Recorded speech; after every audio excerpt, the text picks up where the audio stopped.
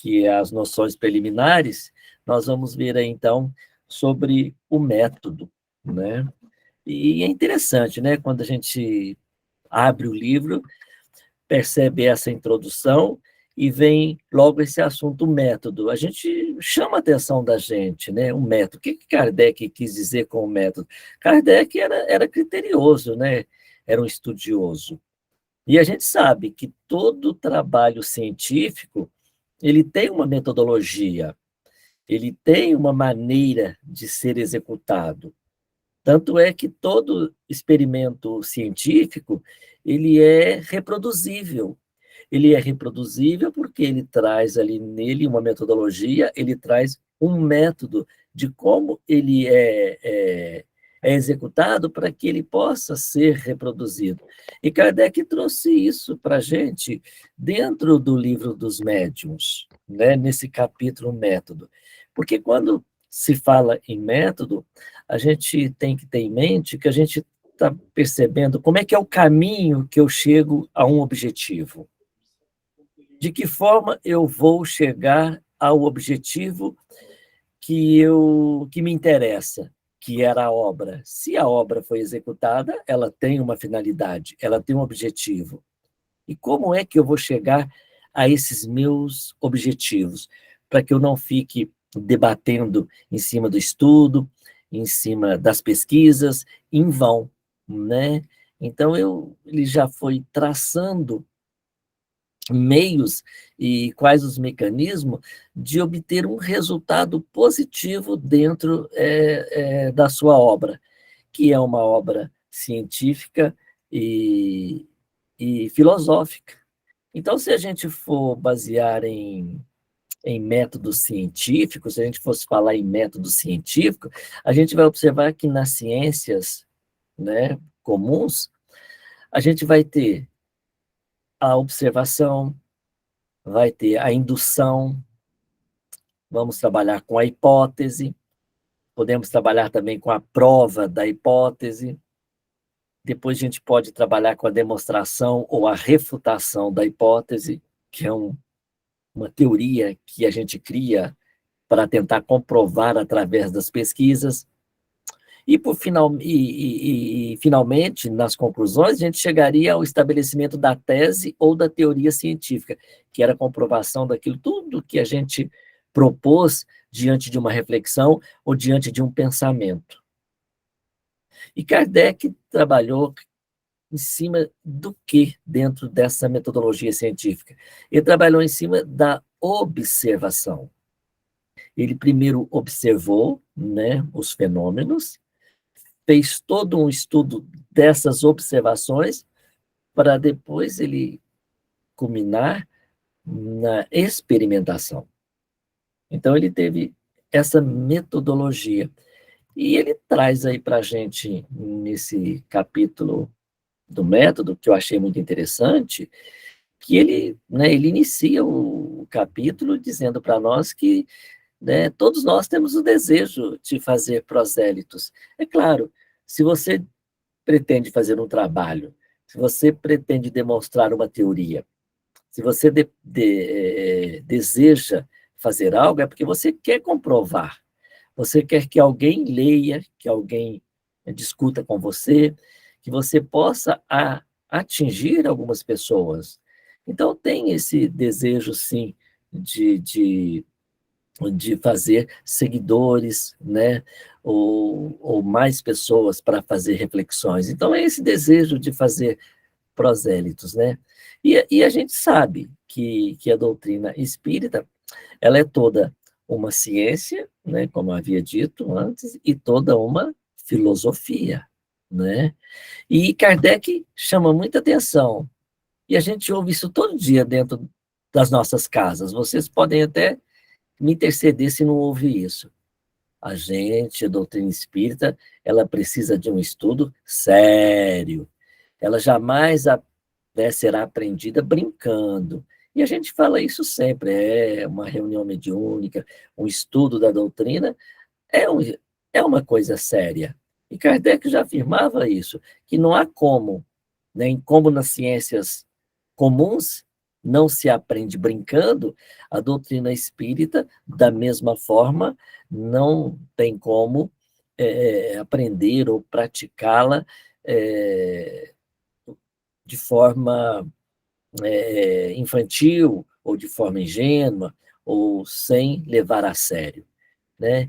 Então, por que que ele diz isso? Porque a doutrina dos espíritos, ela interessa a toda a humanidade. Ela fala de questões que interessam a toda a sociedade, a todas as pessoas. Ela abrange todo o ser humano, né? Então, por isso ela é séria. Ela atinge a pessoa de uma maneira integral, tanto no seu contexto social, como na sua relação com o mundo dos espíritos, né? Então, ela deve ser encarada pelas suas consequências, por aquilo que ela traz para nós, né? E aí ele afirma, que eu achei muito interessante, que ele afirma o seguinte, que a crença, simplesmente a crença nos espíritos, não é suficiente para fazer de alguém um espírito esclarecido. Então, não adianta eu acreditar, né, na existência do espírito, que não vai me fazer um espírito esclarecido. Isso vai depender dos meus esforços para que eu possa compreender e entender todo esse mecanismo que envolve a doutrina dos espíritos. Ele até faz uma comparação. Ele diz o seguinte: não adianta a pessoa é, apenas crer em Deus que ela vai tornar um teólogo. Não adianta, né? Então ele está chamando a atenção de que há necessidade de esforços dobrados e redobrados, né, no estudo contínuo, para que a gente possa entender todos os mecanismos que envolvem a doutrina, né? E aí ele reforça que existem formas diversas de você estudar a doutrina. Já que é tão importante o estudo, e qual a forma melhor? Só ler, ler, ouvir, né? E ele chama a atenção de que, às vezes, uma simples conversa, né, que existe as formas na tribuna como no púlpito, mas nas conversações, né, e nas explicações e experiências que a gente troca uns com os outros, é uma forma de ensino, né? E isso a gente confirma, né, que a gente aprende muito com a experiência do outro, com o exemplo do outro, às vezes com uma troca simples de palavras, a gente aprende até de forma mais tranquila do que sentado ali, ouvindo exaustivamente, né? Alguém que esteja na tribuna ou que esteja nos passando aí um estudo. E às vezes uma simples conversa num corredor, em algum local do trabalho, é suficiente para trazer para a gente experiências e ensinamentos, né? E que esses esforços vão acabar por trazendo o quê? Frutos, né? Isso vai trazer frutos para a gente, porque se a gente observar, os fatos por si só não convencem a todos. Muitas vezes a gente percebe, vê alguma coisa, mas não se convence, não se convence, né? Às vezes a gente encontra mesmo uma reunião mediúnica, né? As pessoas trabalhando ali na reunião mediúnica, exercitando a mediunidade, e às vezes ainda fica aquela dúvida, né? Que permeia. Será que é verdade? Será que não é verdade? O que que isso ocorre? De que forma ocorre? E Kardec vem nesse capítulo esclarecer para a gente essas dúvidas. Ele vem esclarecer essas dúvidas, porque ele vai falar dos opositores à doutrina e vai falar também dos adeptos à doutrina, daqueles que professam a doutrina, né? Então, muitas vezes, a questão dos espíritos, da existência do espírito, às vezes ela até é secundária. Ela não constitui o ponto de partida para quem quer estudar. porque a gente tem que levar em consideração o materialismo. E se a pessoa é materialista, ela acredita na matéria. E se a gente for observar, na ciência comum, a gente estuda assim, a gente estuda, né, o conhecido para chegar no desconhecido.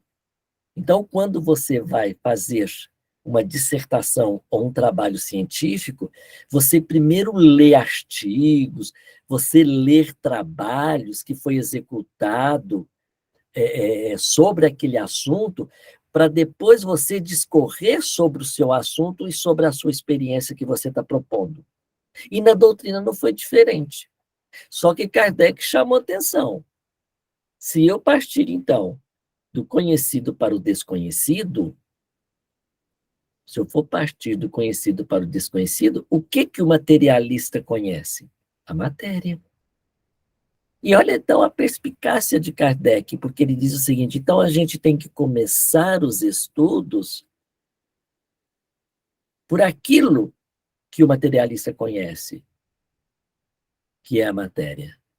Então ele sugere que comece o estudo, né, mostrando a existência da alma, e não do espírito, mas da alma. Porque é mais fácil convencer, é mais fácil demonstrar. Então, que a gente comece a falar da alma. Começar com que a pessoa sinta espiritualidade, e não o espiritismo. Que ele torne-se espiritualista primeiro, porque aí fica mais fácil atingir o objetivo. Porque se você chega numa pessoa que é totalmente descrente e começa a falar para ela de espíritos, ela pode não acreditar. Porque se ela não acredita nem que tem que ela é um espírito, e vamos dizer que tem um espírito dentro dela, vamos assim dizer, que ela é constituída de espírito, se ela não acreditar nisso, ela não vai acreditar no que você está falando. E aí Kardec ainda afirma, se você pegar uma pessoa nesse nível de conhecimento, ou de desconhecimento, vamos assim dizer, né, e colocar numa reunião mediúnica, mesmo que ela presencie os fenômenos, ela pode sair da reunião mais descrente ainda, porque ela pode achar que é uma invenção, ela não vai acreditar, e mesmo vendo o fenômeno. Então, que não adianta a gente partir direto para a experimentação, né? Por quê? Porque o materialista, ele não acredita em algo fora da matéria. Ele vai acreditar somente naquilo que está visível a ele, que envolve a matéria, né? Então ele fala, antes de tornar espírita, tornemos a pessoa espiritualista. Já é um ponto, né, é, de partida, né? Então isso ele deixa bem claro. Então, o que é importante saber é se a pessoa acredita na existência, na sobrevivência e na individualidade da alma após a morte. Isso já é um ponto de partida essencial. Porque como é que eu vou falar de espírito para a pessoa se ela não acredita na sobrevivência, nem da individualidade da alma após a morte, né? E seria uma perda de tempo trabalhar com a pessoa com esse pensamento. E aí Kardec, como ele ficou analisando a forma de trazer esse ensinamento, ele catalogou os materialistas. Aí ele catalogou em materialista por sistemas e materialistas radicais. Aí ele pegou duas classes. Então ele ainda tem os materialistas, aquele que é puramente materialista, né, que só acredita nas coisas materiais. Então, quando ele fala de materialista por sistema, é aquela pessoa que tem a negação absoluta, raciocinada a seu modo. Então, ela absolutamente nega a existência da alma e, consequentemente, do espírito. E os materialistas radicais, né, na sua classificação, ele diz que ele nega por orgulho, por amor próprio, não acreditam em princípio inteligente fora da matéria. Esses são os materialistas radicais. Então, aí Kardec fala, né, para a gente, não faleis de revelação e nem de anjos, nem de paraíso. Né? Prove que as leis da fisiologia são impotentes para explicar tudo. E isso é muito interessante, porque eu já vi médicos recém-formados dizerem isso. Eles eram, né, assim, não acreditavam em nada, assim, fora da matéria. Mas eles, depois de formados, trabalhando ali com os pacientes, eu cheguei a ouvir, né, ele falar assim, tem que ter algo além, que a gente na medicina não consegue resolver tudo. E a gente percebe como as pessoas agem, como as pessoas vivem. Então, tem que ter algo. Então, é muito interessante quando Kardec traz isso, porque se a gente for pensar mesmo a fisiologia, ela vai dizer do mecanismo de como é a vida do corpo, né? O pensamento, que a gente tem o coração, os órgãos que funcionam, que são nutridos né, pelo sistema sanguíneo, enfim, toda essa explicação, né? Mas isso bastaria, né? Depois, quando torna aquele corpo inerte, né? Certa vez perguntaram para o Chico, né? Eu não esqueço disso. Estava lá no necrotério e a pessoa fazendo uma necrópsia e perguntou para o Chico: uai, Chico, cadê a alma aqui? Eu abri o corpo, cadê a alma? O que, que o Chico disse? Meu filho, a gaiola está aberta, o passarinho já voou há muito tempo. É a sabedoria do Chico, né, trazendo para a gente esse ensinamento. Porque não é ali, né? Então, dizer, a gaiola abriu quando houve ali o desligamento perispiritual. E a alma já se foi, não se encontra dentro, inserida dentro do organismo, né? Então é isso. Então a gente já demos aí uma adiantadinha, falamos alguma coisa. Vocês querem falar algo para não ficar muito monótono, muito cansativo?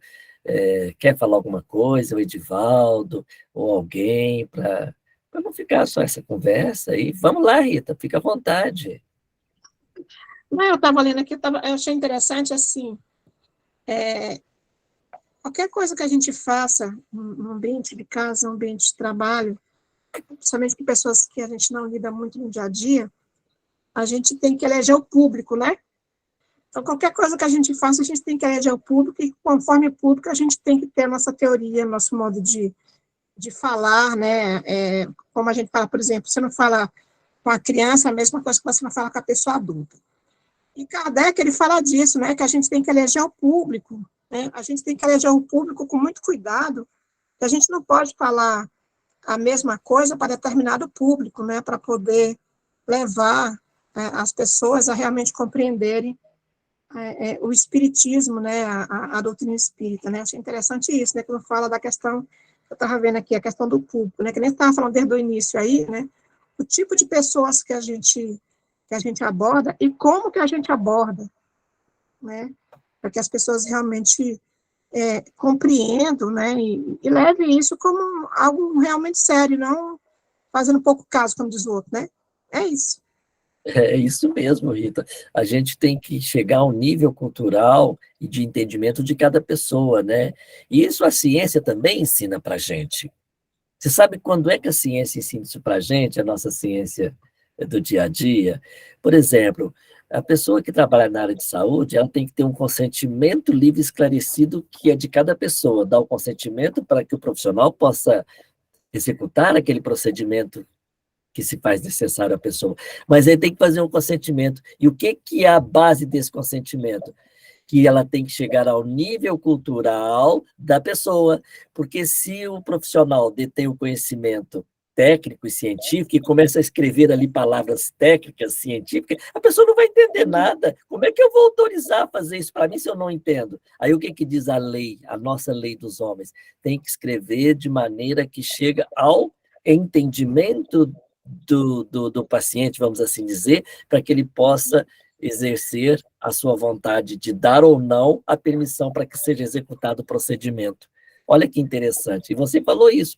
E Kardec também ensina isso, então, quando ele diz que a gente tem que chegar, né? E só que a gente tem que chegar de forma amorosa, né? De forma paciente, porque Kardec também diz que talvez ali não seja aquele momento da pessoa assimilar, talvez não seja nem nessa encarnação, talvez seja em outra encarnação, né? Mas diga lá, o Edivaldo.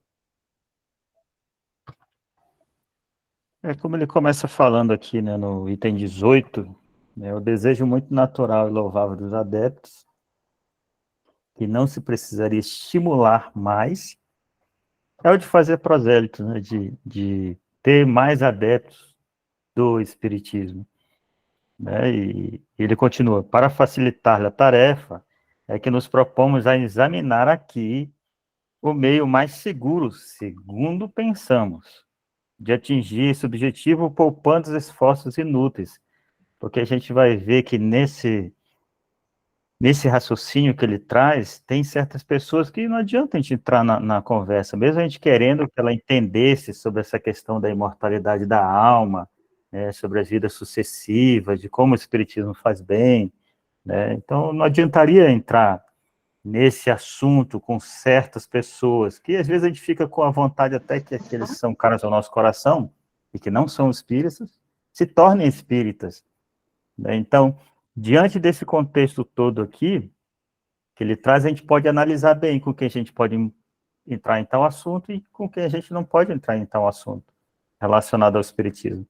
E é muito reflexivo esse parágrafo seguinte, porque ele fala assim: dissemos que o Espiritismo é toda uma ciência, toda uma filosofia. Quem desejar conhecê-lo seriamente deve, pois, como primeira condição, submeter-se a um estudo sério e persuadir-se de que, mais do que qualquer outra ciência, não se pode aprendê-lo a brincar. Então, é interessante que essa reflexão que ele traz para nós, dizendo assim, ó, vocês precisam estudar de forma, como você falou, de forma metódica, de forma séria, para compreender todo o arcabouço, digamos assim, dessa ciência. Porque quando entramos numa conversa com alguém da qual queremos levar esse esclarecimento e essa pessoa está mais aberta a isso, a gente precisa entender um pouquinho, com uma certa profundidade dessa ciência, para termos embasamento, né? Porque, como o Kardec falou aqui, não é pelos fenômenos materiais que se vai convencer uma pessoa, muitas das vezes é pelo raciocínio, né? Então, a gente precisa entender com uma certa profundidade para entrar nesses assuntos, né? Porque tem, como a Rita falou, tem pessoas que a gente pode ir um pouco mais além, com uma certa profundidade. Tem outras que já não precisam ir tão mais além do que isso. Então, assim, a gente precisa pensar, né? De atingir esse objetivo poupando esforço inútil. Então, a gente tem que perceber que tem pessoas que não vão estar em condições de entrar nesses assuntos, né?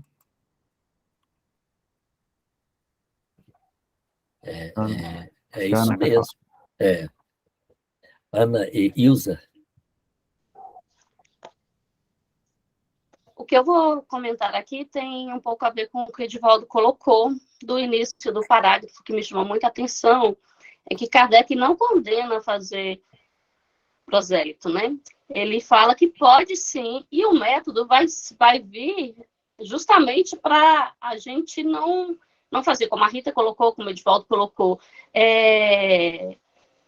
falar onde a gente não deve, falar onde não vai surtir efeito, né? Que doutrinar, catequizar é uma questão salutar, saudável, um desejo nosso, e que não tem problema a gente animar isso, a gente pode fazer isso, mas aí a gente tem que saber bem para quem que a gente está fazendo, né? Porque senão a gente vai enxugar gelo, vai tentar conversar sobre algo que a pessoa vai entrar no ouvido e sair do outro, então não vai adiantar. E aí, assim, vendo esse tema e esse texto aqui do método, ele é muito rico, porque no decorrer a gente vai perceber que a gente pode de alguma forma, fazer prosélito, de qualquer forma a gente pode fazer, mesmo sem usar as palavras, porque o que mais vai chamar a atenção são os nossos exemplos. Ó, o Gabriel querendo falar. Boa noite, pessoal. Boa noite. Uma coisa assim que me chamou a atenção, né? Até o colega aí anterior falou dessa questão do estudo sério, que eu vejo assim por mim agora que eu estou relendo o livro dos médiuns, o tanto que está sendo uma experiência diferente para mim, né? Porque eu estudei esse livro lá em 2014, mais ou menos, 2013, 2014, quando eu fiz o desenvolvimento mediúnico. Então, assim, eu estudei esse livro sem prática mediúnica. Então, aqui, ó, de 2003 a 2014, né, estamos em 2023, foram praticamente, assim, 10 anos de trabalho mediúnico meu, né, ininterrupto, e que é uma coisa, assim, que estudar teoria e prática, né, uma coisa, assim, que eu aprendi muito, né, na universidade eu me formei, né, o UNB, né, os professores sempre falam, né, teoria e prática, né, não adianta a pessoa estudar teoria e não ter experiência prática, né, ou ir para a prática sem a teoria, né, então, assim, e principalmente que eu fiz uma faculdade de educação, né, que pega mais, assim, nesse assunto, né, teoria e prática. Então, assim, eu vejo que esses livros, assim, a gente sempre tem que estar estudando, né, porque a gente estuda, aí passa 5 anos, aí é tanta experiência nossa, né, na doutrina, tanto o trabalho mediúnico, tantas experiências, assim, na vida pessoal, né, que aí a gente lê de novo esses livros, um entendimento, assim, muito diferenciado, né, que a gente tem. Eu estou percebendo isso, até quando eu estudei, né, as fichas que eu fazia, né, dos capítulos, né, aí eu fico vendo, assim, né, o tanto que eu já hoje, assim, já consigo ver, assim, considero, né, uma visão, assim, bem mais amadurecida, né, do que o Kardec fala, né, é uma visão, assim, mais serena, né, mais amadurecida. Não sei se os outros colegas aí também têm, assim, essa sensação que eu tive, né, com o passar do tempo a gente vai lendo com as nossas experiências, né, nossa vivência na doutrina, né, os nossos trabalhos, assim, tanto que a gente vai tendo, assim, uma visão mais aprofundada, né, mais amadurecida, né, do que o Kardec, né, nos ensinou. Isso é um amadurecimento, né, Gabriel? Cada época que você estuda, que você vai tendo mais amadurecimento, você vai interpretando de outra forma, você vai estar tendo uma outra visão, né, o que é muito importante. E como você fala do estudo, hoje em dia, com o MEP, Mediunidade, Estudo e Prática, vem tudo em conformidade com o que diz esse capítulo método. Então, eu acho que esse capítulo é muito interessante para quando a gente for fazer alguma divulgação do MEP, né, que ele é a justificativa, por que estudar o MEP, né, Mediunidade, Estudo e Prática. Então, é interessante que a gente peça, então, quando houver essa indagação, para que estudar o MEP? Estuda, então, o capítulo 3º, o método que você vai entender por que estudar mediunidade, estudo e prática antes de ir para uma reunião mediúnica, né? E aí, Vani, diga lá. O que o Gabriel colocou, eu achei interessante, porque, na verdade, às vezes, quando nós estamos numa reunião espírita, ou mesmo numa reunião mediúnica, é muito tempo, às vezes, ali junto, nem tudo a gente compreende. Por isso, a gente tem que continuar estudando, sim. A cada momento é um olhar novo que nós vamos tendo sobre isso tudo. E também, às vezes, a gente, não afã de passar algo para alguém, a gente se decepciona muitas vezes, mas a gente tem que parar e pensar assim, não, calma, assim como você, né, assim como eu mesma, não tinha a noção disso, o outro também tem o seu momento. Então, tudo é o momento de cada pessoa, todas as situações vão nos dando a possibilidade de aprendizado. Então, esse aprendizado constante, buscar novos ensinamentos a respeito disso, sim, amparados pela doutrina, pelo que está colocado ali, é muito importante, sim.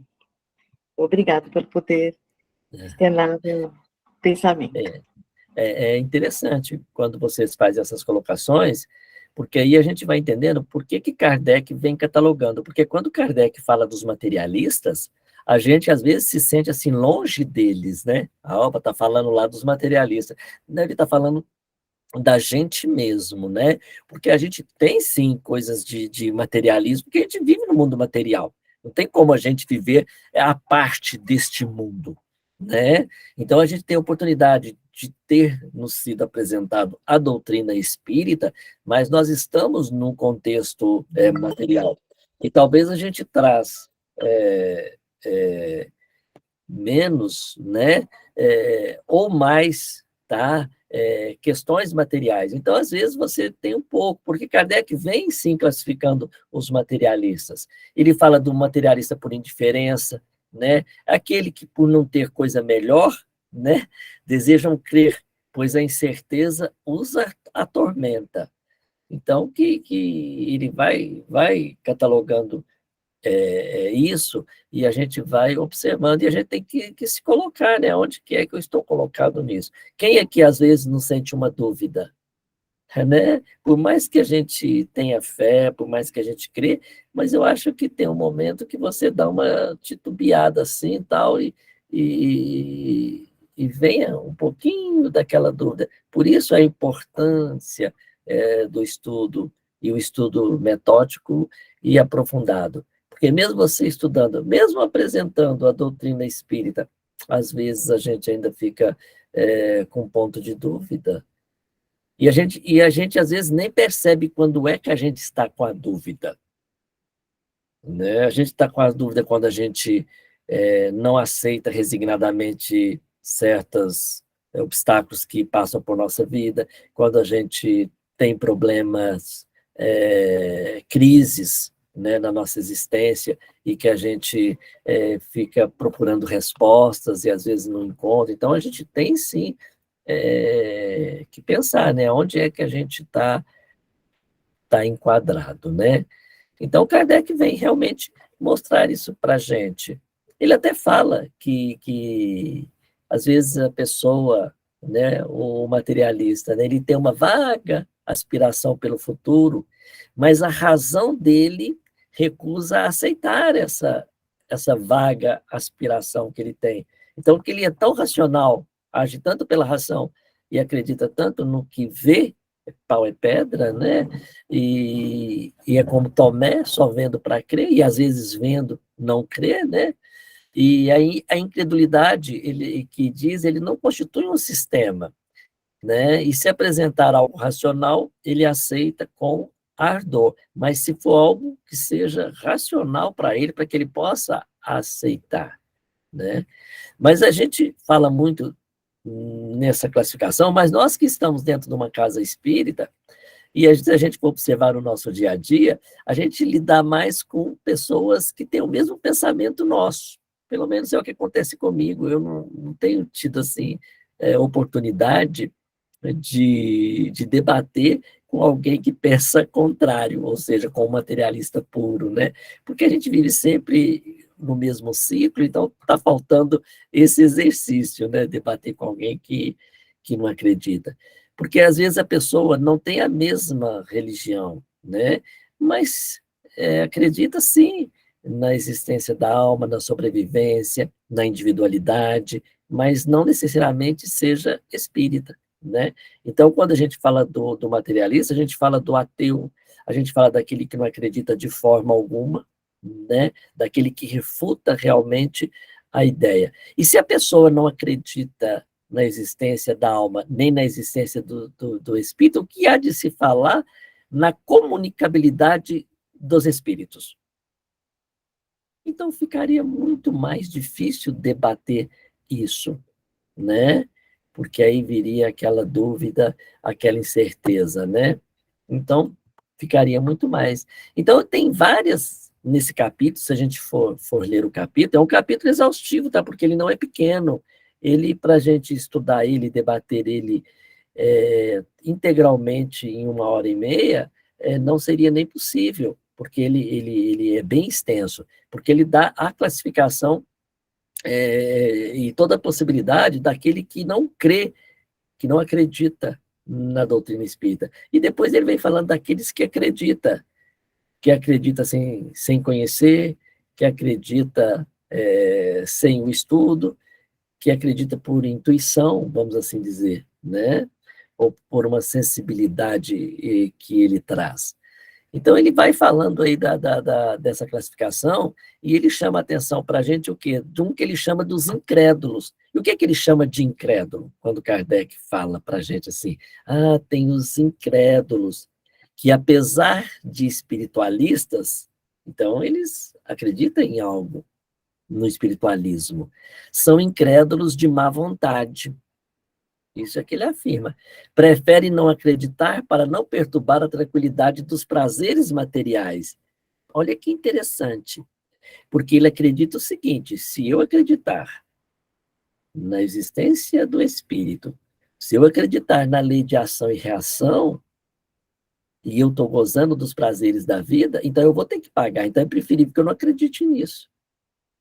Eu lembro muito, né, que não sei se era no século IV, que tinha uma rainha que ela acreditava, que a Igreja Católica acreditava na reencarnação. E essa rainha era uma prostituta, e aí ela tornou-se rainha e mandou matar 500 prostitutas. E aí o que aconteceu? Lembraram ela: olha, fulana, agora você vai pagar, porque você extinguiu todas essas pessoas. Aí o que ela fez? Como ela era esposa do imperador, acho que era Constantino, né, do imperador Constantino, ela falou: então vamos revogar a lei. Aí revogou a lei da, da reencarnação, então não vai ter mais a lei da reencarnação. Então é isso que está dizendo, do incrédulo, né? Teodora, muito bem, me lembrou, foi a Teodora, foi a Nilma Almeida que me lembrou aí da Teodora, é isso mesmo. Então ela foi uma incrédula porque ela acreditavam-se antes nisso, então, como ela ia ter a punição, é melhor que isso não exista. Então, é quando ele diz do incrédulo. E aí Kardec ainda continua afirmando: temem deparar com a condenação de suas ambições, de seu egoísmo e das vaidades humanas com as que deliciam. É claro, então eles preferem, né, colocar uma venda nos olhos, né, e para que não sejam cobrados e viver ainda usufruindo, né, das suas vaidades. O interessante também é que há pessoas sem religiosidade, mas com um grau sublime de... Eu vou ler aqui, que tem um comentário aqui, ó, interessante, o pessoal está comentando no chat. Mas com um grau sublime de desprendimento da materialidade, e outros com a religiosidade, porém num apego profundo com a matéria. Muito bem, Rodrigo, você que escreveu.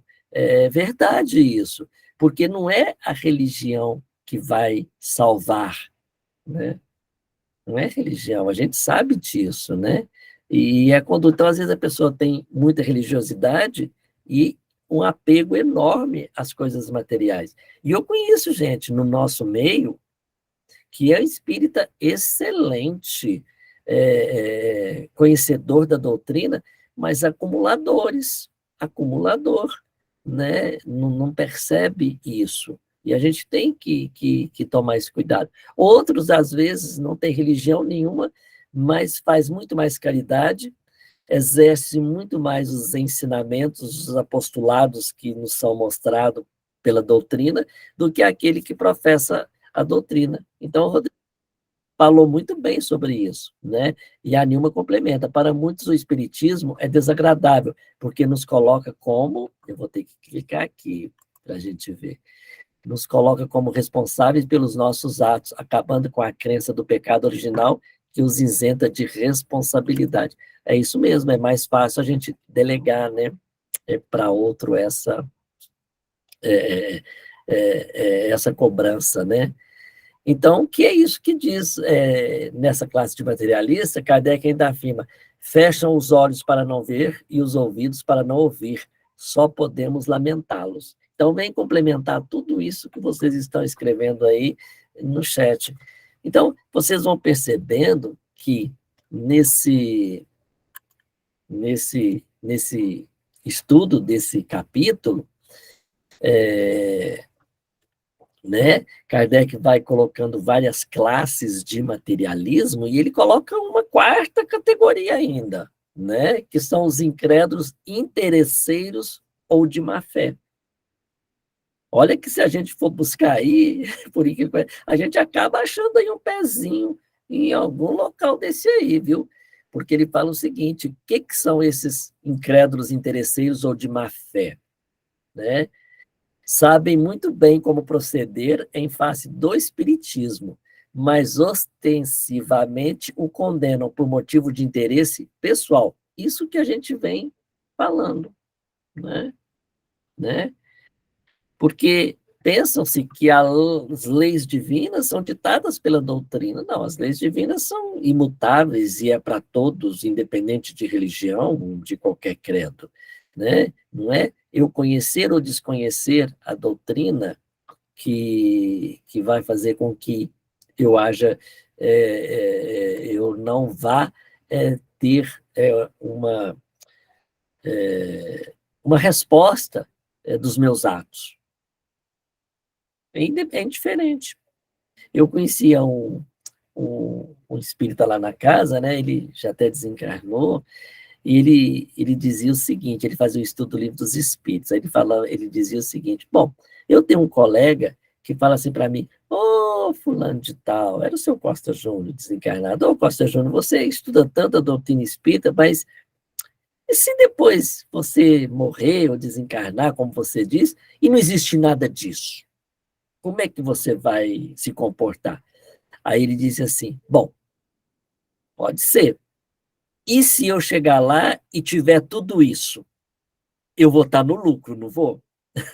Então, que é melhor que eu continue trabalhando isso. Então, se não tiver, e se ele agir diferente, totalmente materialista, e tiver algo, né, que a gente sabe que tem, ele estaria no prejuízo. Então, ele diz: então, eu vou estar no lucro. Então, é melhor continuar com a minha crença e com isso que eu professo, né? Porque, segundo Kardec, somente o tempo encarregará de mostrar os equívocos para aqueles que não acreditam. Então, a gente também não tem que estar tentando convencer. Dá tempo, né, para que haja um amadurecimento, né, para que haja um momento certo de que a pessoa vai ser tocada, né, por algo, né? Então, eu fui tentando, dentro de cada parágrafo, de cada dissertiva de Kardec, e tirando algo para que a gente pudesse ir mostrando, né, e vendo os detalhes de tudo que ele trouxe para executar esse método de trabalho, para que a gente não precisa perder tempo em querer convencer alguém naquele determinado momento. A gente tem que ser, sim, caridoso, cristão, né, e tentar ajudar, mas não tentar convencer aquele que é totalmente incrédulo, né? Muitas vezes o silêncio fala mais alto, muitas vezes a gente não debate porque não vai levar a lugar algum, né, a não ser ainda aumentar o descrédito da pessoa. Então, acho que todo mundo tem um momento de receber a luz e despertar para esse conhecimento, né?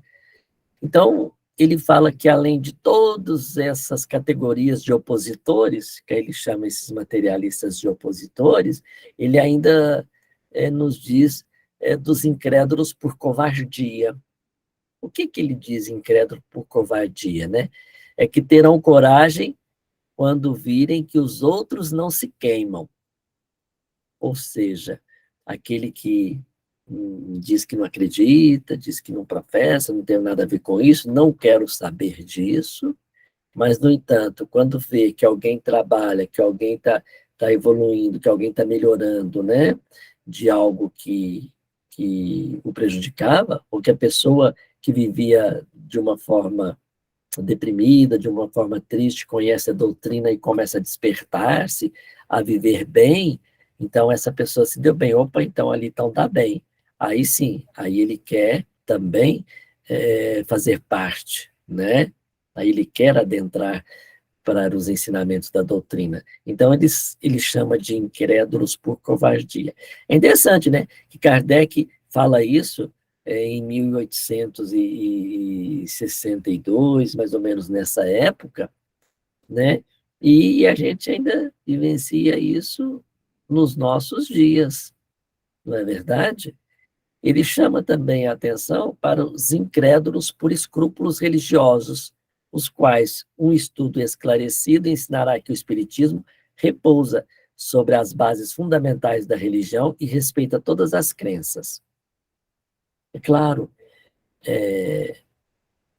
muitas vezes as pessoas que não conhecem a doutrina, né, os irmãos católicos, a gente vem de família católica, claro, e, e eles, e quando eu digo que a gente estuda o evangelho mais do que eles, às vezes, e começa a discutir o evangelho com eles, eles surpreendem, porque eles não sabem que a nossa doutrina é uma doutrina cristã e que estuda os evangelhos.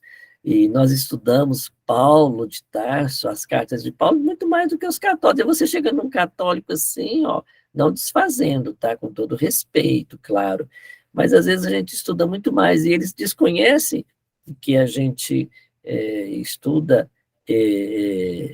esses evangelhos, né?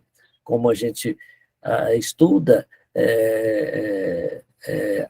as, né, as parábolas do Cristo, eles desconhecem que a nossa doutrina é baseada no Cristo, né? Então isso a gente tem que mostrar, né?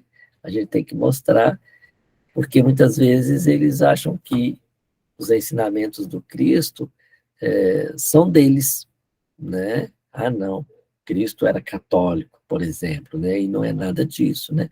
Então, são os incrédulos por escrúpulo, né? Então, ele vai colocando aí dessa forma. Depois ele fala dos incrédulos por orgulho, né? Por espírito de contradição, por negligência, por leviandade. Então, tem vários tipos de formas da pessoa não acreditar para se satisfazer, né? Para não sentir punição pelo seu próprio orgulho, porque eu acredito nisso, eu penso nisso, tem que ser dessa forma, porque talvez foi educado dessa forma e não quer mudar de opinião, né? Então tem todo esse contexto, né? E tem aqui, acho que alguém disse no início aqui, que eu não vou me recordar quem, mas pode se manifestar, que falou assim, às vezes eu fico decepcionado com alguma coisa, e Kardec fala sobre isso, ele fala lá no item 25, ele fala incrédulos por decepções. Incrédulos por decepções. E aí a gente pode, né, ter alguém que a gente conheça que ficou incrédulo por decepção. Passaram da confiança exagerada aos desenganos. E na atualidade pode acontecer muito isso, incrédulos por decepções. Às vezes imagina algo, ou se decepciona com alguém dentro da casa espírita, e eu já vi pessoas afastarem da casa espírita por decepção, mas porque imaginavam que queriam uma falta de conhecimento e de estudo, porque se a gente se a gente trabalha ou se a gente participa de uma casa espírita, a gente participa pelo nosso ideal, pela nossa fé, pela nossa crença. Não é por um descaso ou por um descontentamento com alguma pessoa que eu vou deixar a casa espírita, que eu vou deixar a religião. Porque há pessoas que abandonam o espiritismo por uma desavença, por algo. Então, o que está faltando? Estudo e fé. Mas diga lá, Ana Ilza, foi você que levantou a mão, né? Isso. Essa questão da decepção, né, eu vejo muito que às vezes a gente, né, ainda muito falho, muito materialista, a gente esquece de olhar a essência, né, que é a doutrina espírita e passa a olhar as ações das pessoas, que são falhas também como nós, e aí a gente cria uma expectativa no outro, às vezes a gente passa a ver aquele outro como um referencial de conhecimento, e quando vai ver as ações não condiz, a gente se decepciona, e aí a gente coloca a doutrina espírita no pacote, que não tem nada a ver uma coisa com a outra. Muito bem, é isso mesmo. Aí a pessoa vai e é isso. Porque Kardec fala, antes de eu dar a palavra para Magda, só um pouquinho. Aí ele fala que ele foi por engano, o estudo parcial do espiritismo e falta de experiência, tá vendo? São vários, ele vai pontuando vários quesitos que faz com que a pessoa se decepcione. Mas diga lá, Magda.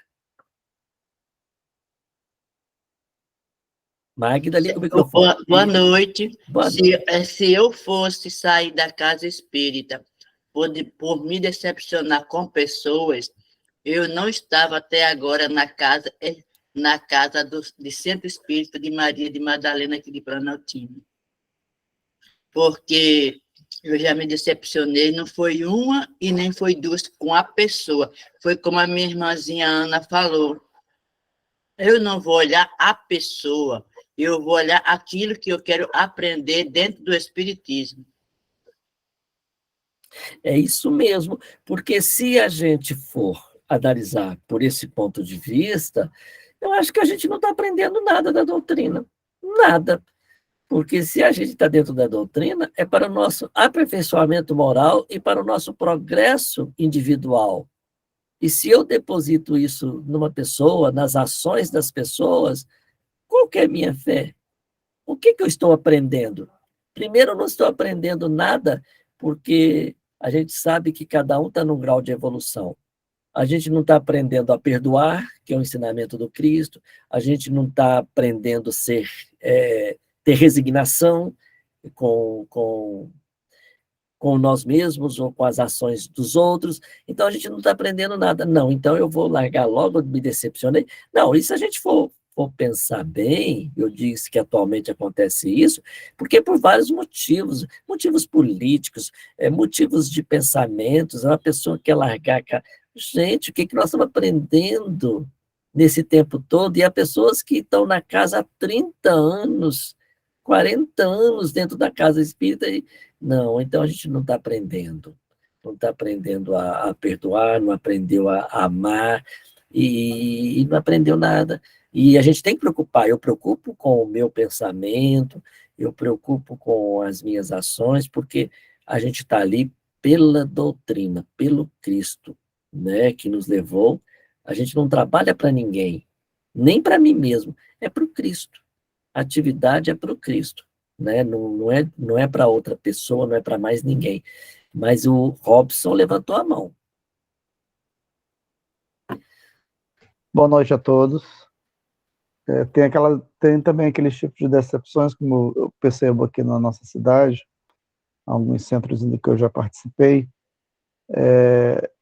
alguns frequentadores que adentram a doutrina, né, pela dor, às vezes pelo afloramento da mediunidade, e quando percebem que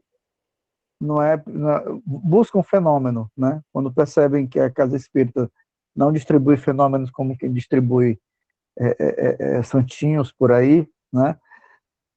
Quando percebem que precisam estudar, aí eles se decepcionam, né, com a doutrina, porque acham, como algumas denominações religiosas, que você adentra e não participa de estudo, né? Tem todo aqueles rituais, né, que às vezes não impele ao participante a estudar.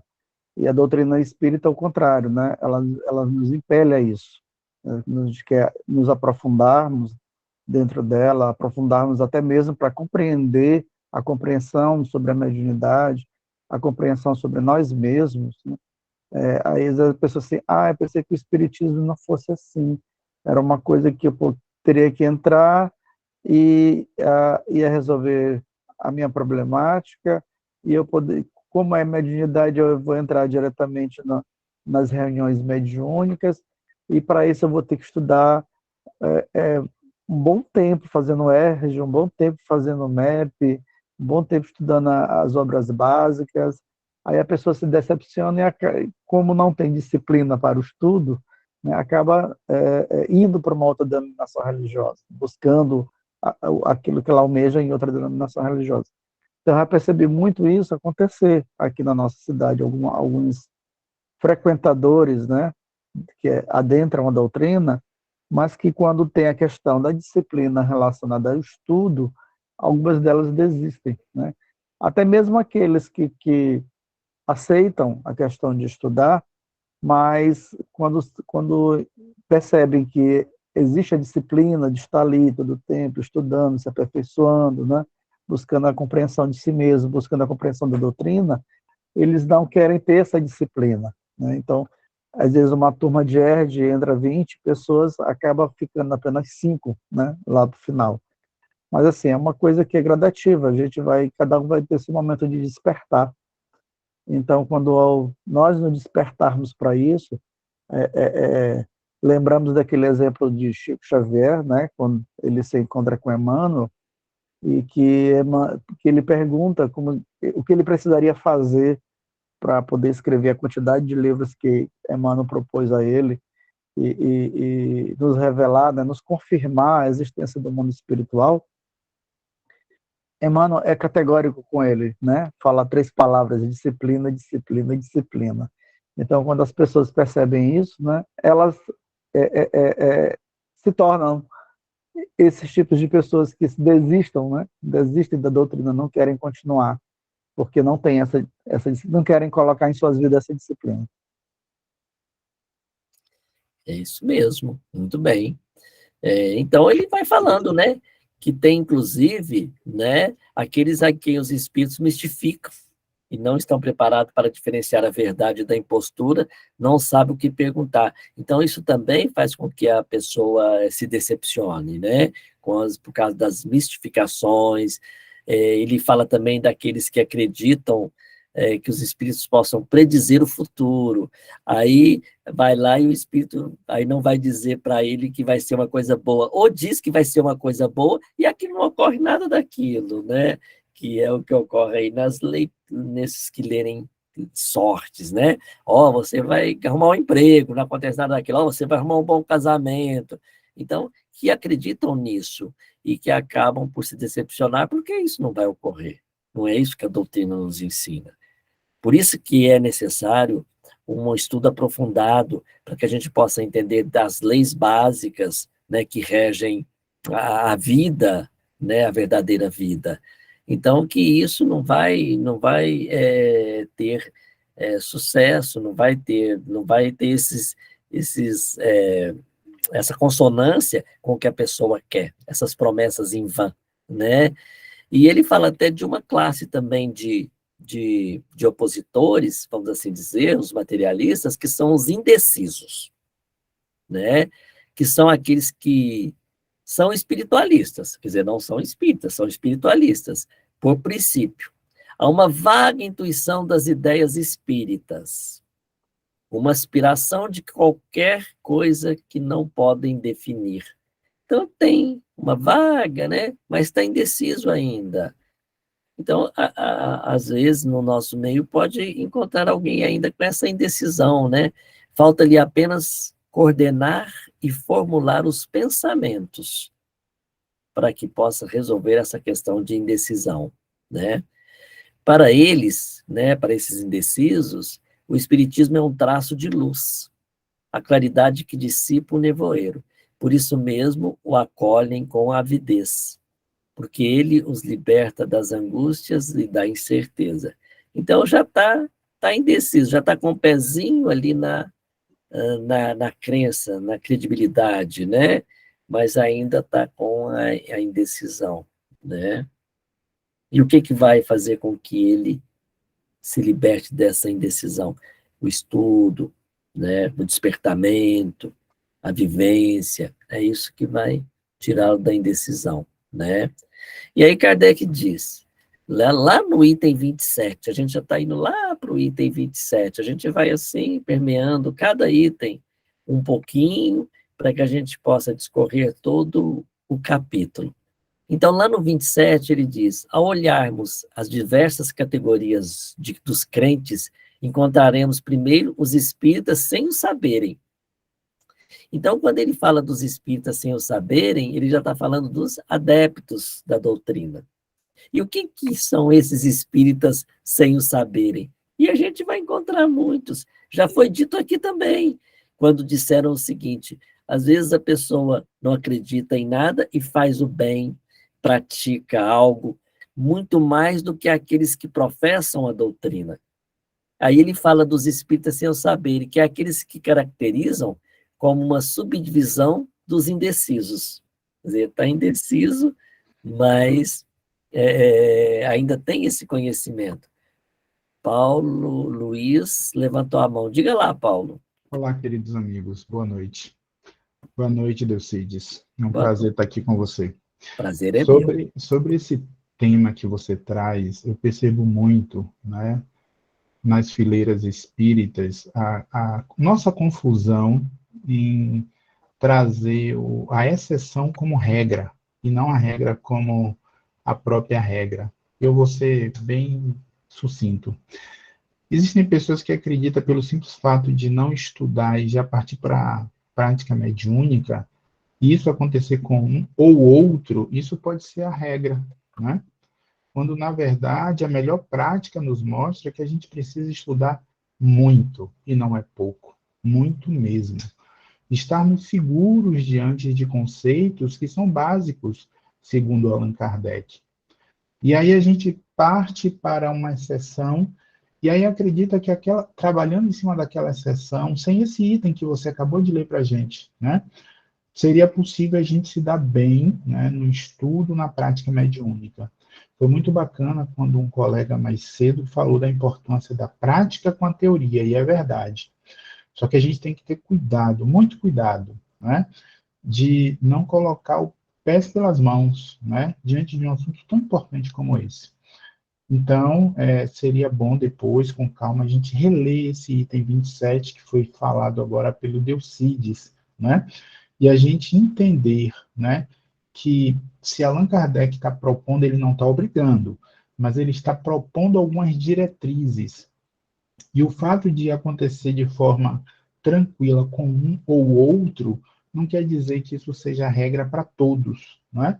Por isso que existem algumas orientações, olha só o nome, orientações de determinadas regras, não é? Para que a gente tenha uma reunião mediúnica equilibrada, não é? Harmoniosa, em que as pessoas possam, de fato, ser instrumentos do bem. Obrigado, Delcides. Mas é isso mesmo, boa a sua colocação, né? E aí ele fala, porque quando ele é o espírita sem saber, a gente vai encontrar muitos livros bons no mundo profano, filósofos, moralistas, modernos, que vão trazer algo para a gente. E as pessoas não conhecem a doutrina, mas quem sabe não é uma inspiração, né? Muitas vezes a pessoa Exatamente. traz algum fruto bom para a gente e não é o espírita, porque a gente não tem coisas boas só dentro da doutrina espírita. Nós temos dentro de vários setores da sociedade. Então, esses são os espíritas sem o saberem, porque traz essa intuição interior, né? Então, isso é muito interessante. Eu, ultimamente, eu quis conhecer as obras de Humberto de Campos, é o mentor da nossa casa espírita, né? Muito bom. Eu sou presidente de uma casa espírita, o Edivaldo falou, se apresenta, Delcides, eu nem me apresentei, né? Eu sou presidente lá do GAF, que o nosso mentor é Humberto de Campos, e eu estou como dirigente da área mediúnica da FEDEF também. Então, eu resolvi ler as obras de Humberto de Campos antes, ele encarnado, que eu quero dar uma comparada com as psicografias do Chico. Então, e aí me veio essa inspiração, mas você não acha obra de Humberto de Campos para comprar, porque o problema familiar, elas não são reeditadas. Então, ele é um grande escritor que foi importantíssimo naquela ocasião, mas que ficou no esquecimento da escola comum, né, dos bancos escolares. Então, eu fui conseguindo uns livros, e estão até bem conservados no sebo, e estou lendo.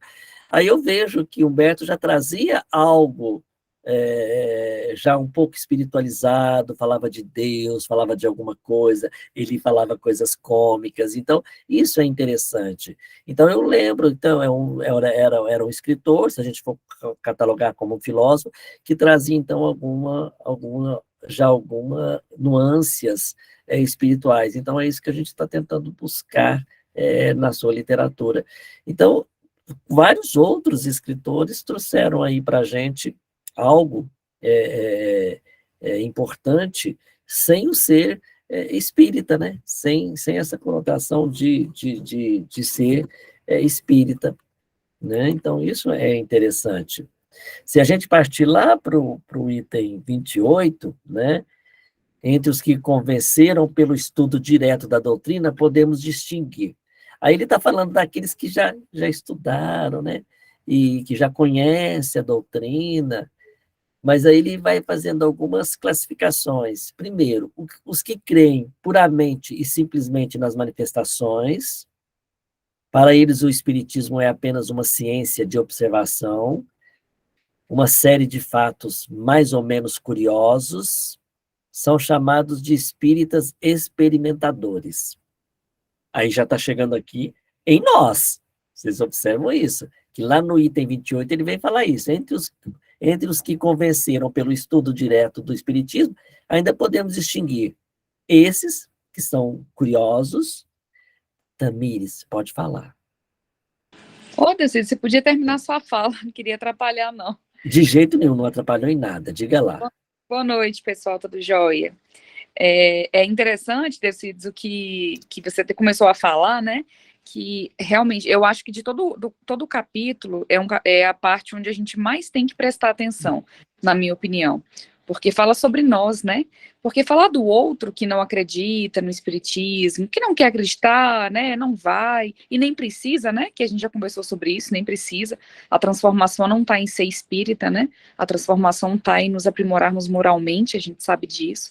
E agora, de tudo que a gente vai falar agora, esses momentos, esses poucos 20 minutos, né, que a gente vai ter para explorar, infelizmente, esse capítulo, é o que realmente a gente mais vai ter que né, prestar atenção e tentar internalizar, não só a mim, mas é porque vai chegar nesse horário, acho que todo mundo está tão cansado, né, e aí é bom a gente dar uma acordada e falar, gente, vamos olhar agora para o nosso umbiguinho aí, com as falas que você vai trazer para a gente, porque realmente é o que vai, né, talvez é o que a gente mais vai levar de produtivo do nosso encontro de hoje. Não queria te atrapalhado, não, queria deixar você falar antes. Não, você não atrapalhou em nada, eu te agradeço que você reforçou, e a mudança de voz assim é bom para despertar o pessoal, né? Então a gente já falou do primeiro, a classificação, que é esses, né, que são os curiosos, os experimentadores, né?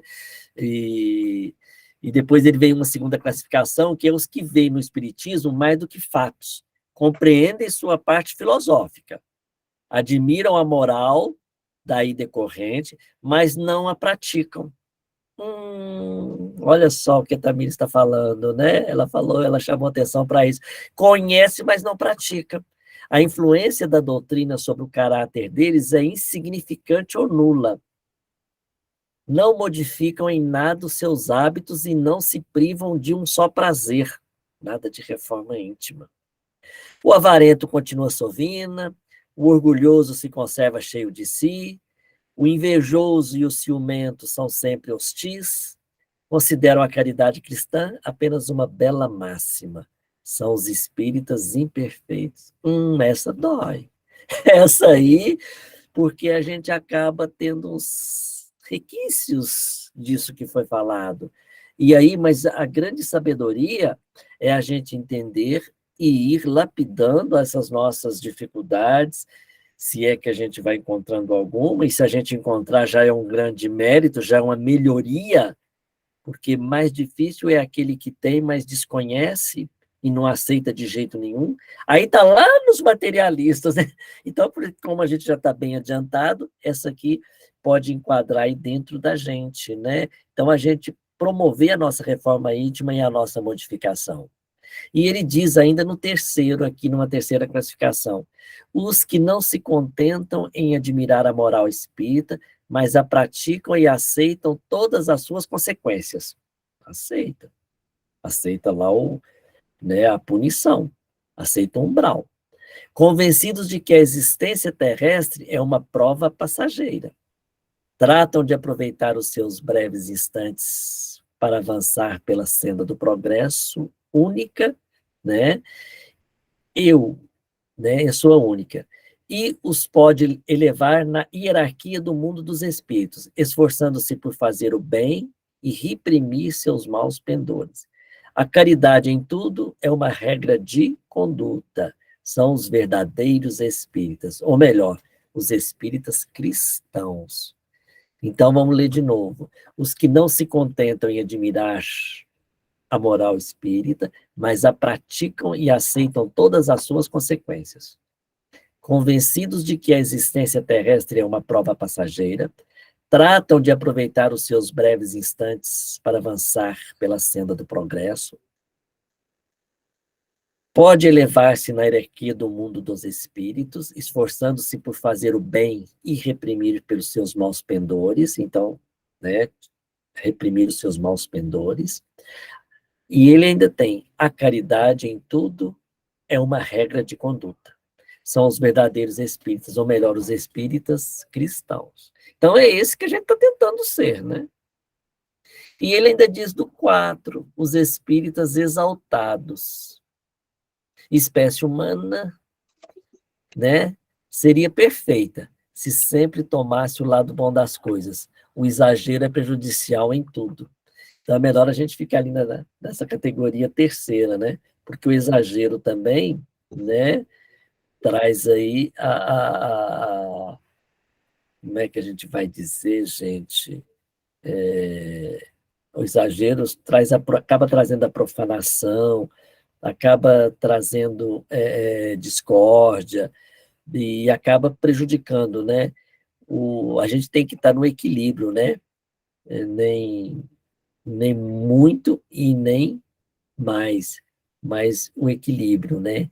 Então, é isso que Kardec nos aponta.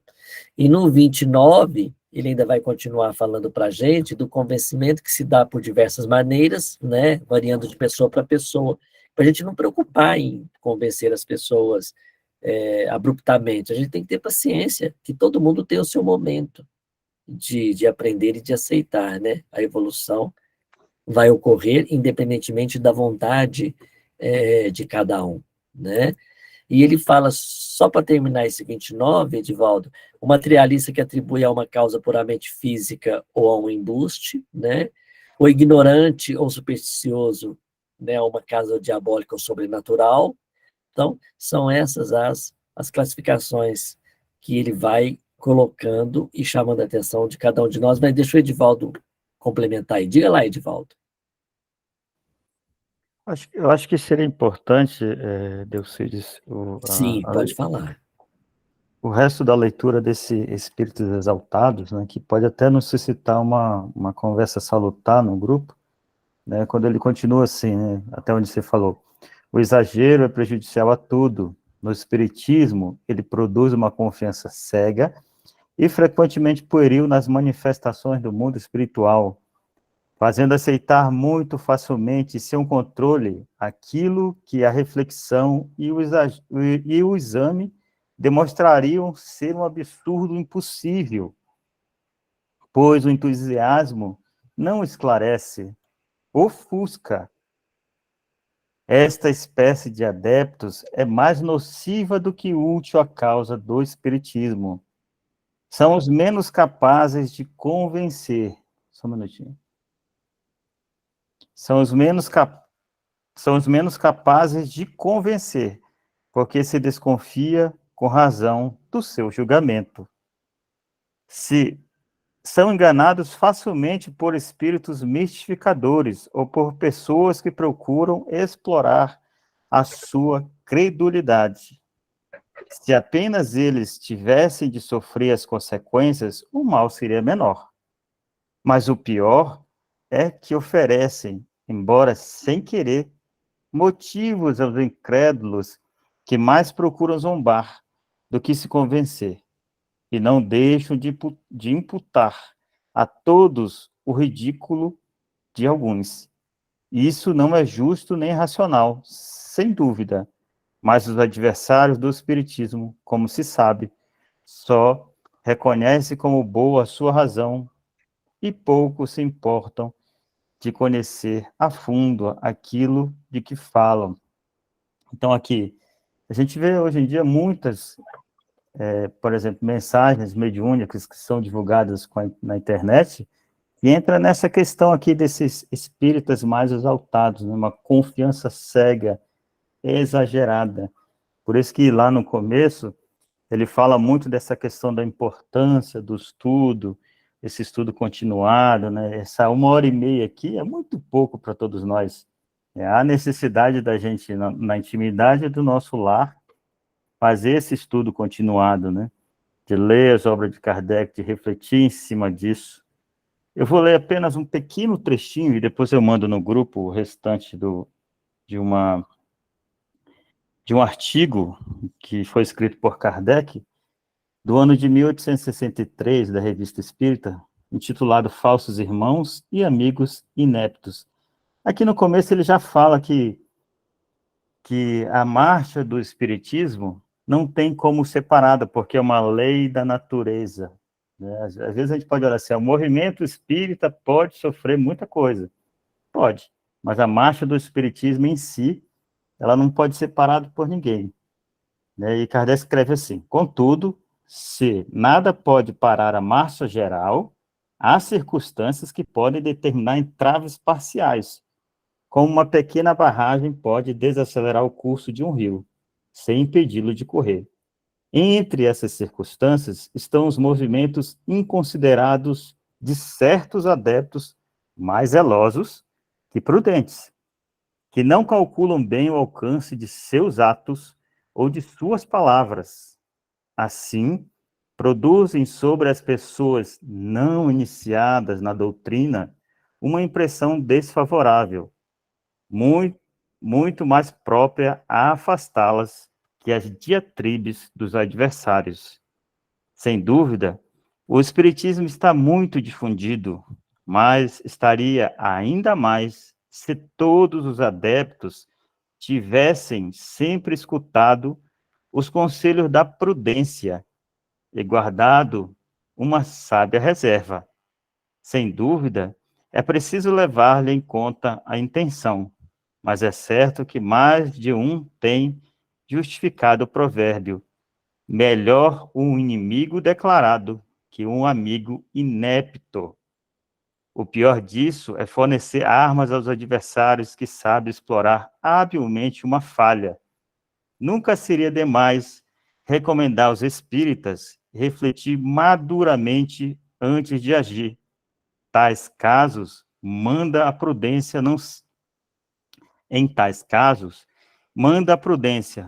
não se bastar a opinião pessoal. Hoje, que todos os lados se formam grupos ou sociedades, que a gente chama hoje em dia de casa espírita, nada mais simples que se reunir antes de agir, não tendo em vista senão o bem da causa. O verdadeiro espírita sabe fazer a abnegação do amor próprio, crê em sua infalibilidade, recusa o conselho da maioria e persistir no caminho que se revela mau e comprometedor. Não é atitude do verdadeiro espírita. Seria dar prova ao orgulho, senão a obsessão. Então aí está o conselho de Kardec. Por isso que a gente precisa estudar as obras como um todo, né, para a gente entender o pensamento de Kardec, né? Entendendo o pensamento de Kardec, a gente vai ter mais prudências em certas questões relacionadas ao espiritismo, até dentro da casa que a gente frequenta, né, no relacionamento com as outras pessoas, isso que vocês já falaram, né, de pessoas que se decepcionam, a gente sabe que isso pode acontecer, mas o mais importante é a gente dar continuidade nos nossos estudos e nos esforçarmos pela nossa própria melhora, né? É isso mesmo. É o que eu diria numa palavra, fanatismo. É porque essa palavra que me fugiu na hora que eu queria dizer, que quando você exalta, você acaba trazendo fanatismo e traz todas essas consequências nefastas que o fanatismo traz. Então, por isso que não deve ter o exagero. E Kardec ainda fala, né? Se a gente for pegar lá o item 32 desse capítulo, o método, ele vai falar do estudo prévio da teoria, apresenta ainda várias vantagens, né? Quando você estuda a teoria antes de ir para a prática, você só tem vantagens, porque ele mostra o entendimento, a grandeza do objetivo e o alcance da ciência. Então, quando você conhece a teoria, para que você vá à prática, você vai mais seguro. Isso é o que acontece na nossa vida profana, na nossa vida do dia a dia, nas suas atividades. Se você conhece a teoria e quando você vai para a prática, com mais segurança. Tanto é que quando você vai fazer algo que, mesmo dentro da sua área, da sua especialidade, daquilo que você executa na sua vida comum, você busca na literatura para que você possa executar com mais segurança e com confiança aquilo que você propõe fazer. A gente observa que aquela pessoa que tem mais idade, que tem mais experiência naquilo que faz, executa com mais tranquilidade, executa com mais perspicácia, executa de forma mais segura, e até transmite segurança. E isso também é dentro da nossa doutrina. Então, por isso, a importância de estudar a teoria antes para você entender o fenômeno. Porque quando você estuda, você vai entender que aquele fenômeno não é uma mera mensagem de oportunidade, que você vai entender todas as bases que foi ensinada pelo Cristo, pelo Evangelho. E aí você vai fazendo um link e vai entendendo o porquê daquela situação e o porquê daquilo que está acontecendo e da forma que está acontecendo. A sua sensibilização, o seu sentimento, até as suas emoções você começa a entender e você começa a compreender, né?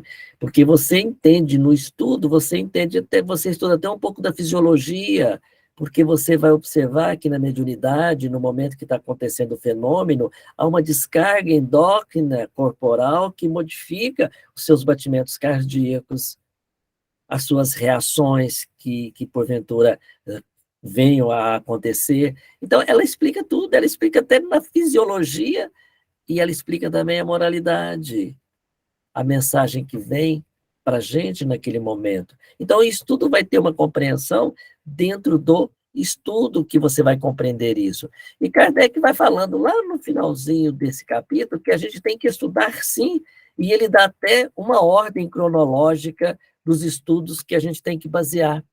Então, Kardec diz o seguinte, ele aconselha-se a ler, e é nessa ordem que ele aconselha, que está lá nesse capítulo.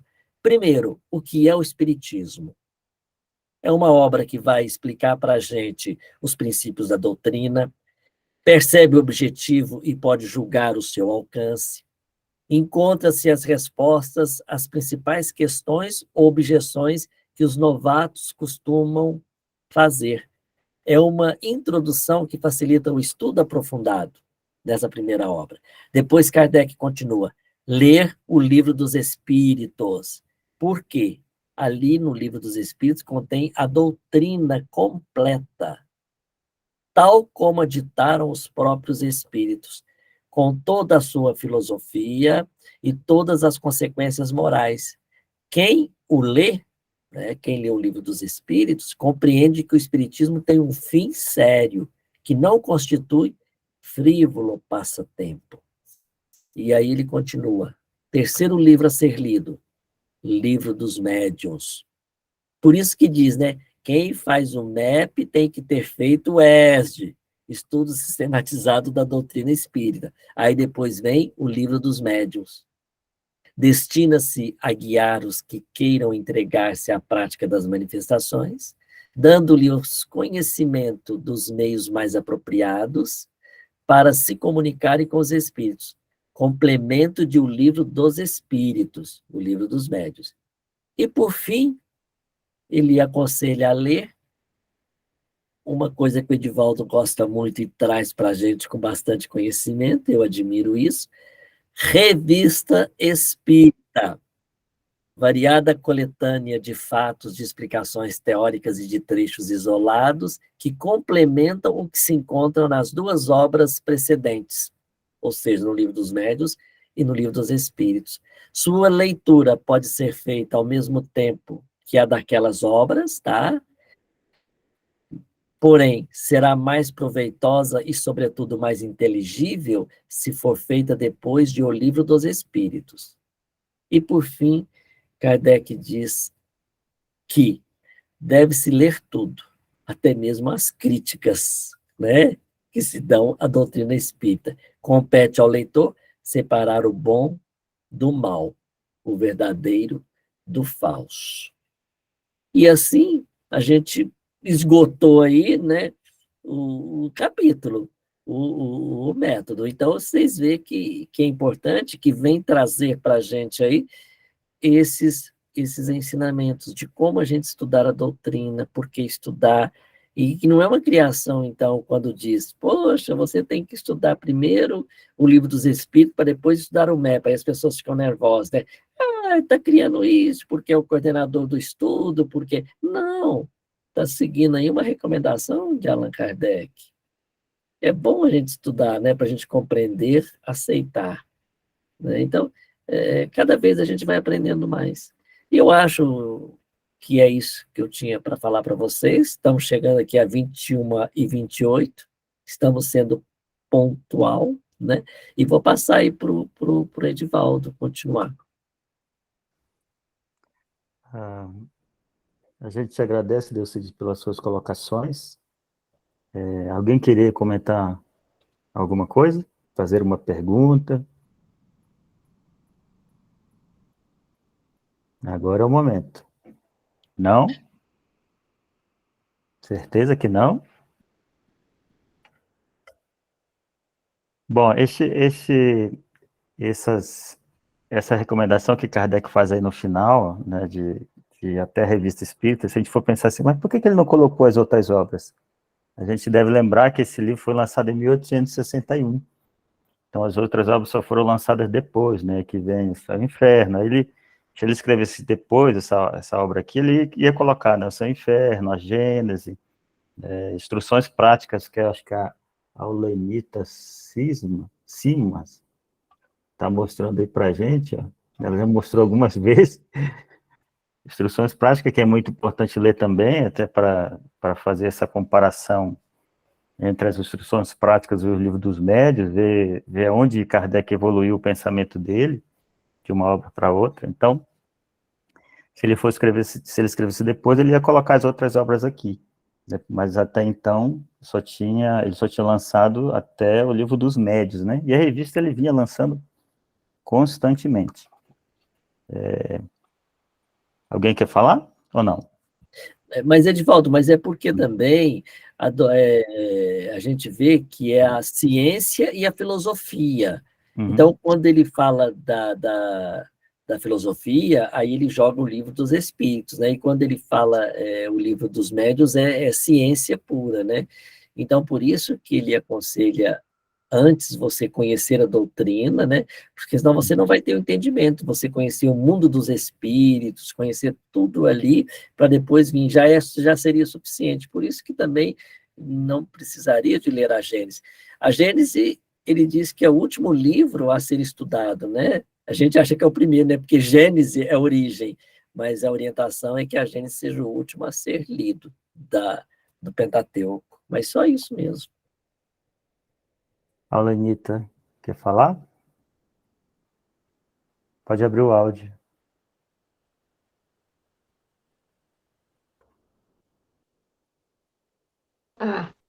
Não, só um comentário rápido. Quando o Edivaldo leu aqui, Edivaldo, se não me engano, leu aquele artigo, eu reconheci e lembrei que recentemente eu encontrei aqui neste livro.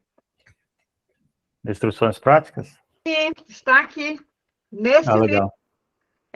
Deixa eu ver o capítulo que eu li, eu encontrei aqui e achei bem interessante, porque eu reconheci, quando ele começou a ler o artigo, eu reconheci que tinha lido há poucos dias, Foi muito interessante mesmo. Assim, eu achei bom que pelo menos eu estava tomando conhecimento de uma coisa, assim, reconhecendo uma coisa que eu tinha visto, e achei isso interessante. Falsos Irmãos e Amigos Inábeis, no capítulo 12. Isso mesmo. De Allan Kardec. Achei interessante. Foi só isso para comentar. Mas obrigado pelo seu comentário, né? E a gente vê como é importante o estudo da obra como um todo. Bom, se ninguém tem mais nada a falar, agradecemos a presença de todos.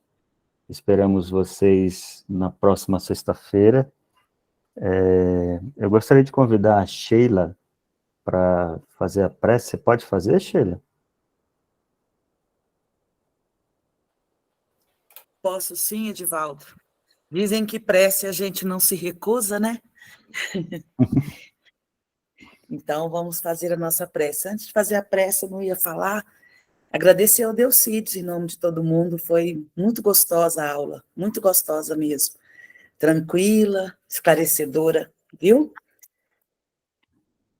Então, eu convido todos nós, neste momento, quem se sentir à vontade, fechar os olhos e vamos buscar a imagem do nosso divino amigo Jesus, rogando a sua presença junto a nós.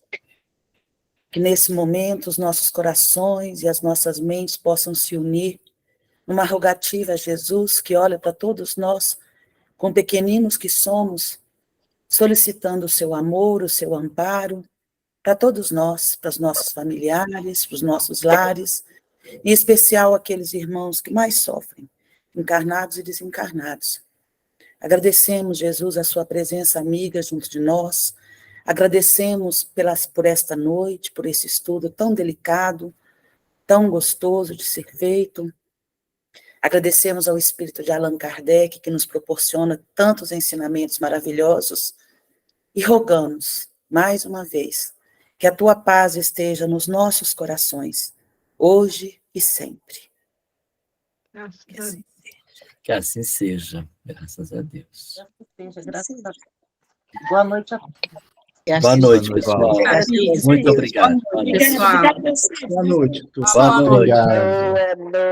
Boa noite. Obrigado, Delcides. Obrigada por Tchau. tudo. Boa noite, eu que agradeço. Boa noite, Boa gente. noite, pessoal. Boa noite, Obrigada, viu, gente. Delcides? Excelente aula. Obrigada. Obrigado, eu que agradeço, gente. Boa noite, boa noite.